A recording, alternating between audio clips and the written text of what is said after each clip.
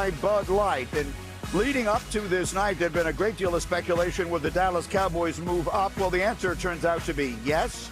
They move up one spot. You see the compensation that they offer to the Miami Dolphins to move up to this one spot. So obviously a player the Cowboys identified that they could absolutely not afford to pass up on, and we'll find out who that player is. Here comes the commissioner to announce the Cowboys selection at number 11.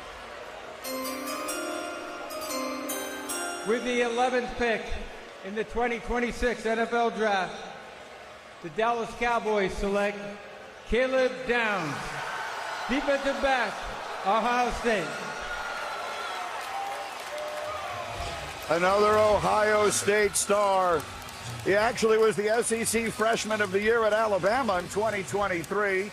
Transferred when Nick Saban retired, off to Ohio State, where he was a unanimous All-American in both of his seasons, won the Lott Trophy, the Jim Thorpe Award, Mel, and a national champion. What do the Cowboys need on defense? A culture change, right? They need an alpha coming in there. This team allowed 30 or more points in 9 football games. Jerry Jones is watching his offense, Dak and friends, go up and down the field. Then the opposition's going to go right back and answer every touchdown and keep scoring. They're still scoring against that Cowboy defense. They couldn't stop anybody. This kid is going to tolerate nothing but winning, nothing but working. He's the smartest football player Nick Saban ever coached, because Nick said it, right? You talk about that freshman year. First Alabama freshman to lead the team in tackles in school history. He had 16.3 average per punt return with a touchdown in 2024. He played for 3 different defensive coordinators. This kid may not be Cal Hamilton in terms of being 6'4", 220, but pound for pound, one of the best football players you will ever find. They say he is an alpha. I thought even at 2 for the Jets it would make sense, because he will change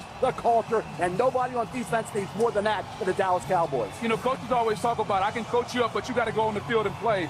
When you send him on the field, you have a coach on the field. He's got high-level instincts, and what does that mean? That means you don't have to tell him where the play's coming. He can feel it out. He's seen enough football. He can get guys lined up. When you look at a Cowboy defense that needs to get better in a lot of areas, you're going to have your coach on the back end and Caleb Downs, an instinctual playmaker. I'm not concerned about his size. There's some concern about his size and the tackling. I didn't see him miss many tackles, Luke. I think he'll be able to get ball carriers down. What he's going to bring is just a calming influence, a calming, communicative, playmaking influence in the secondary that they lacked last year. Last year, not only did they get beat physically, they have miscommunications, coverage, busts, all that stuff. And look, Mel, you talked about it. Where he comes from, having played at Alabama for Nick and having played now at Ohio State, where he was at, without a doubt, him and Sonny and Arvell ran that show there. He's going to run the show in Dallas. He's going to go in there from day one. And new defensive coordinator Christian Parker is going to say, hey, look, we moved up in the first for a reason, to bring you in here as you're one of the people who's one of the forward-facing people on the team, and we need you to make plays and get people on the same page and not miss tackles just like you did at Ohio State. He was an absolute sniper at Ohio State as a tackle. You rarely saw somebody get loose from him once he put his hands on him, and that's what he's going to need to do too. Turn that football over. According to ESPN's draft predictor, there was only a 12% chance that Caleb Downs would be available at number 11, so the Cowboys may have gotten themselves a steal here, and Caleb Downs is standing by now with Laura Marriott Bonvoy takes us down to the stage. Laura. Caleb, you're celebrating this, you're taking it all in, and just moments ago you were on the phone with Jerry Jones. What did he tell you about the Cowboys' plans to use you? First of all, I just want to say thank God. Without that, none of us would be here. Just thanks for my Savior, Jesus Christ. But it was a great conversation. I honestly couldn't hear it much. I was too excited to listen. So I'm just excited to do what I can do and be committed to the team.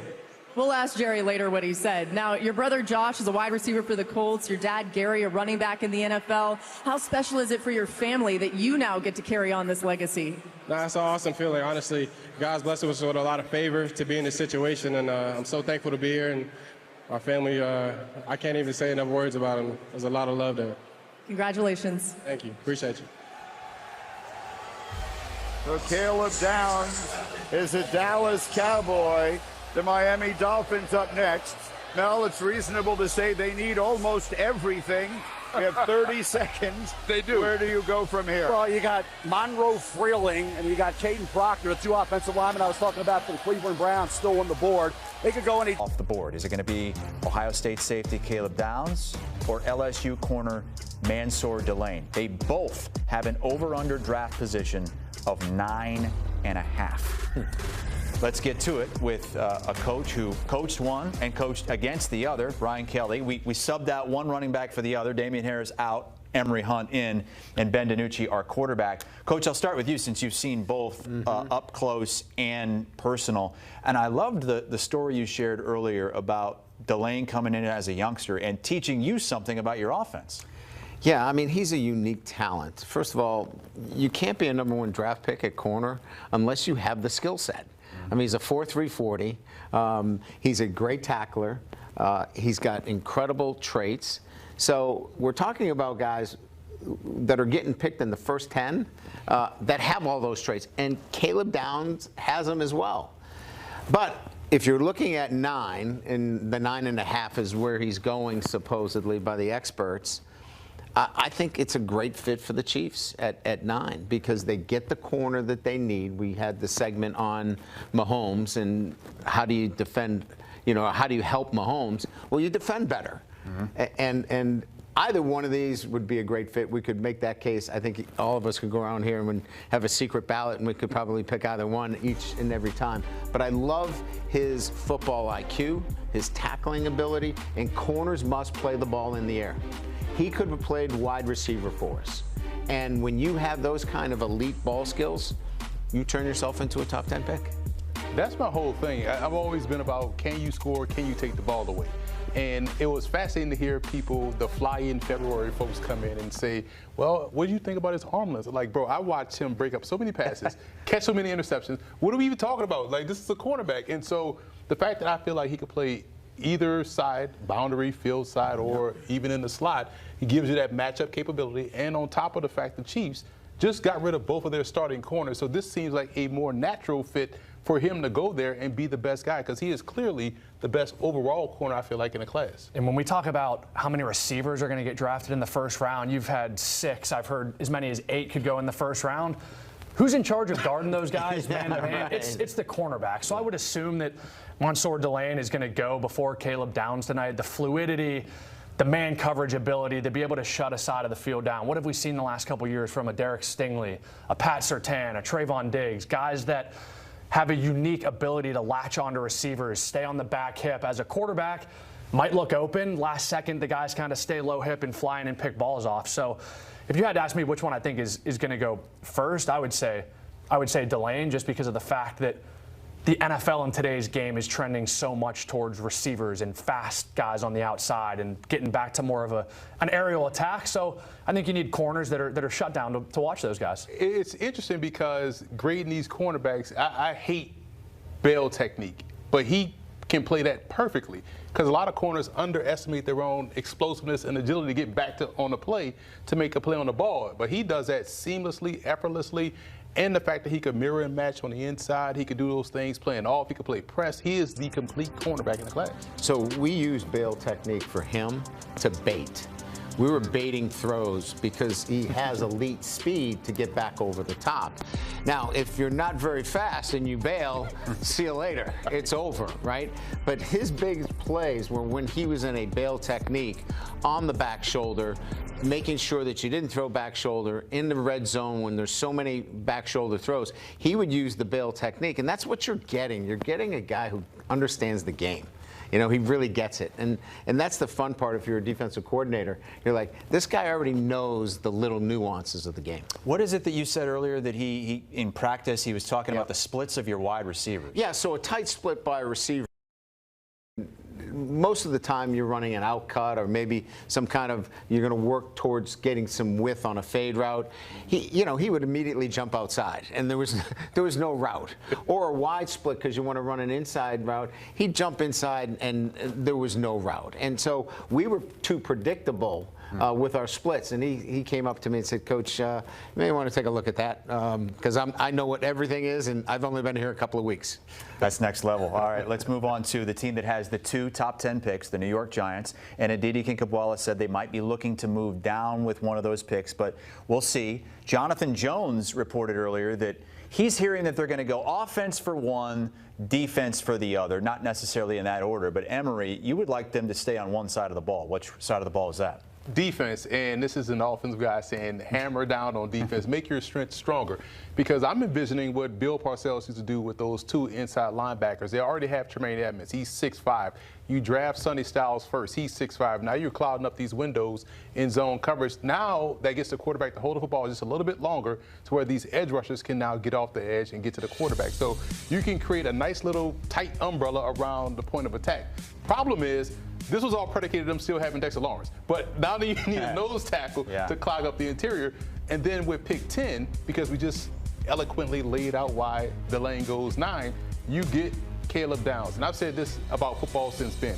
If you're a strong down your battery, nose tackle, Mike backer, free safety, center, quarterback, running back, you're going to win a lot of football games. Everything else is cosmetic. I'm thinking about protecting Jackson Dart and the leap that he needs to make from year 1 to year 2. The ability of him to go from progression 1 to progression 2 to progression 3. You need guys up front to be able to do that. You need an O-line, you need a guard, you need a tackle. I'm not necessarily saying that they should do that, but if you're going to go a Jordan Tyson or a Carnell Tate at number 5, I think that's great. Put him outside Malik Neighbors, but if Jackson Dart can't get to the second progression, it doesn't really do you any good, right? So I would expect them to go O-line at some point, receiver at some point. I think they need, they need defense as well. A couple of the mocks have had Arvell Reese and Caleb Downs both going to the Giants. I think that's interesting. Some familiarity between college teammates now translating to the NFL. I think that would be awesome for those guys to go into the building together, have some familiarity. So much about guys when they make the leap from college to NFL. It's a new scene, it's a new city, new teammates, new locker room. So to have some familiarity, some same faces, and guys that you've played with before, I think would pay dividends. Not to say that the Giants are going to do that, but it'd be interesting to see kind of how they use 5 and 10 tonight. Now, I have no inside information here, but I'm just trying to read the tea leaves. And if I'm sitting in this room and we trade Dexter Lawrence, I do not want to backfill in the draft for Dexter Lawrence. My sense is we had enough to gain value in an area that we already know that we have to address. So again, I don't have inside information, but reading this, I think they're going to stay on offense. I think they're going to really bolster what they have with Dart, Neighbors, and really put together, whether it be an offensive lineman, whether it be a tight end, whether it be any of those positions that we talked about. It makes more sense to me in terms of, without any information in what they're doing, if you felt you're going to get value for Lawrence, then put the value where you believe you need it, because you feel like you got enough on defense. That's just my opinion. What if Love is still there at 5? Emory, you changing your mind? Coach Kelly gave me. I'm already in on Love at 5. Exactly. I'm totally with You're with him on that? If Love's available at 5, you would go Love. Now it helps save the Scatterbo and Tyrone Tracy. Now you're hitting them with waves, and now you're, Coach talked about it perfectly. Said your best defense is your best offense. Stand on the field, and you have a guy that can hit the home run. That to me changes how you play defense. And if he slides, if some people have him as their number 1 prospect in the draft, if he slides to 5, Coach, we were talking about it earlier. You can never have too many good football players in your building. So the ability for the Giants to get a home run threat out of the backfield, and if you dump off a screen to him, a check down, whatever it is, and he can take it the distance, do that a couple times a year. That's validation taking him number 5. There's only one guy that has really seen the benefits of this, and that's the offensive coordinator at Notre Dame, Mike Denbrock, who had Malik Neighbors, Jaden Daniels, and Jeremiah Love. So he knows you put Jeremiah Love with Malik Neighbors on the same field,